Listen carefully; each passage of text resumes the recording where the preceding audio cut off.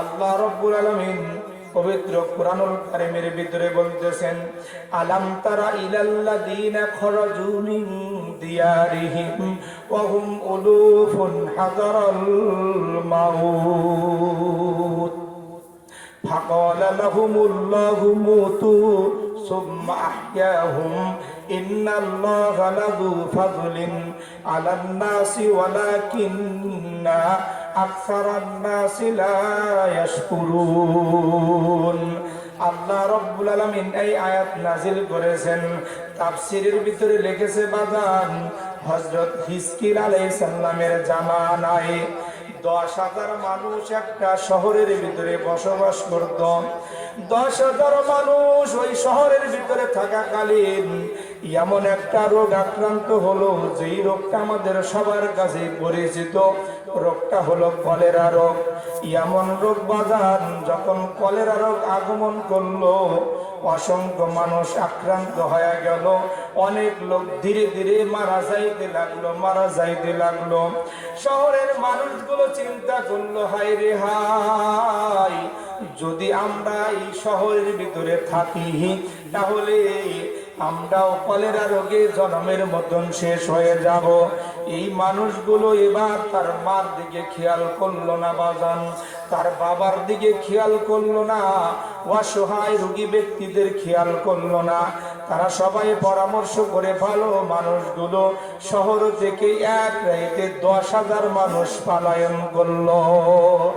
যখন শহর থেকে তারা মৃত্যু থেকে বাঁচার জন্য দুটি পাহাড়ের মাঝখানে তাঁবু গাড়ল।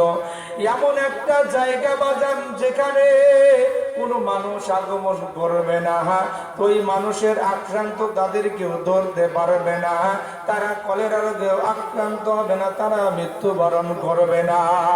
যখন এই 10,000 মানুষ পাহাড়ের ওই দুটি পাহাড়ের মাঝখানে বসবাস করা শুরু করেছে, আল্লাহ রাব্বুল আলামিন তাদের উপরে রাগান্বিত হয়ে গেল। তোরা কেমনে করে এতগুলো মানুষ, তোদের বাবা মা ছেড়ে কেন চলে আসলি?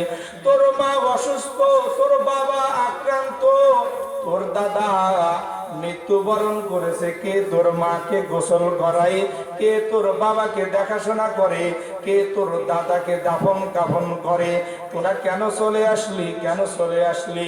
আল্লাহ রাব্বুল আলামিন তাদের উপরে রাগান্বিত হয়া 2জন ফেরেশতা পাঠায়া দিলেন বাজান। 2জন ফেরেশতা যখন আগমন করলো, আল্লাহ রাব্বুল আলামিন হুকুম দিলেন, ফেরেশতারা রে, তোমরা 2জন 2 পাহাড়ে দাঁড়ায়া যাও। এমন জোরে একটা চিল্লানি দিবে, একই চিল্লানিতে যাতে করে 10,000 মানুষ কানের তালা ফেটে মারা যায়। এবার যখন ওই 2জন ফেরেশতা 2টি পাহাড়ে দাঁড়ায় যখন একটা চিল্লানি দিয়েছে বাজান, চিল্লানি দেওয়ার সঙ্গে সঙ্গে একই চিল্লানিতে 10,000 মানুষ সাথে সাথে সেখানেই মারা গেল। পাশের এলাকার মানুষগুলো যখন এই আওয়াজ শুনেছে, হায় রে হায়, এই পাহাড়ের দিকে কেমন যেন বিকট আওয়াজ হলো। তামাম মানুষগুলো যখন এলাকা থেকে আসা শুরু করে দিয়েছে, দেখে হায় রে হায়, এখানে তো লাশের পাল লাশ এখানে পড়ে আছে। গণনা করে দেখে 10,000 লাশ পড়ে আছে। অহুম উলুফুন হাযারাল মাউত, উলুফুন মানে হাজার হাজার, 10,000 মানুষ এখানে লাশ হয়ে পড়ে আছে। মানুষগুলো চিন্তা করলো, এতগুলো লাশকে তো আর দাফন করা যাবে না, একটা স্তূপ দেওয়া দরকার। এবার তারা পাথর দিয়ে চতুর্দিকে দেওয়াল করলো। দেওয়ালের ভিতরে 10,000 লাশ রাখলো। লাশগুলো ধীরে ধীরে ওই মাংসগুলো পচে যখন জমিনের সাথে লেগে গেল, ওই জামানায় হিজকিল আলাইহিস সালাম তিনি দাওয়াতের কাজে বের হয়েছেন, পাহাড়ের গোড় দিয়া যায়। এবার দেখে তো কিছু কঙ্কাল দেখা যায়। হিজকিল আলাইহিস সালাম যখন ওই দেওয়ালের নিকটে গেছে, যা দেখে হাজার হাজার কঙ্কাল দেখা যায়। এবার আল্লাহর দরবারে হাত তুলল, ওগো মালিক, এখানে তো হাজার হাজার কঙ্কাল দেখি, এতগুলো কঙ্কাল কেমনে করে আসলো মালিক, আমি একটু জানতে চাই। আল্লাহ রাব্বুল আলামিন এবার ওই আসমান থেকে আওয়াজ দিয়ে ওহির মাধ্যমে জানাইলো, হিজকিল রে, এই মানুষগুলো তারা তাদের মাকে ছেড়ে, তাদের বাবাকে ছেড়ে, আত্মীয় স্বজন ছেড়ে তারা মৃত্যুর ভয়ে পালায়ন করেছিল। মৃত্যুর জন্য তারা ভয় পেয়ে পালায়ন করেছিল। মৃত্যুর হাত থেকে বাঁচার জন্য আমি আল্লাহ তাআলা তাদের উপরে গোসা করে তাদেরকে সাথে সাথে এইভাবে তাদেরকে মৃত্যুবরণ করাইছি। হিজকিল আলাইহিস সালাম ডাক দেয়া বলে, ওগো মালিক, আমার এই জাতিগুলো তারা বুঝতে পারেনি, দাওয়াত তারা বুঝতে পারেনি, এই জন্য মাকে ছেড়ে বাবাকে ছেড়ে চলে এসেছে। মালিক গো, আপনি তাদেরকে আবারও জীবিত করে দান করুন। সুবহানাল্লাহ। আল্লাহ রাব্বুল আলামিন তাদেরকে জানায়া দিল, হে হিজকিল, তারা জীবিত হবে। তুমি মাংসগুলোকে হুকুম করো, মাংস রে, যার যার দেহে তুমি জোড়া লেগে যাও।